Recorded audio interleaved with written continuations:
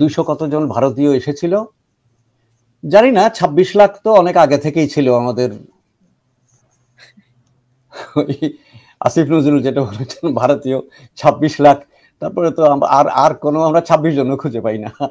যাই হোক, তো এই রিপোর্টের মধ্যে যে আছে 200 কতজন যেন ভারতীয় এসেছিল এবং তাদের মধ্যে 65 জন কোন দিক দিয়ে ফিরে গেল, কখন ফিরে গেল সেটা জানা যায়নি। বলেছে যে এটা আপনার ভারতের কাছে জানতে চান এবং আমাদের এটা অনুসন্ধান করা দরকার। 16 বছর পরে অনুসন্ধান করা দরকার যে ভারত এবং ভারতের হিন্দি ভাষী লোকেরা আমাদের বিডিআর এর হেডকোয়ার্টারের মধ্যে ঢুকে নিজেরা আর্মি অফিসারদের খুন করে গেল। কেমন? তারপর 65 জন কোন দিক দিয়ে পালিয়ে গেল। আমরা এগুলো একটু আষাঢ়ে গল্প বলেই মনে হয়, তাই না?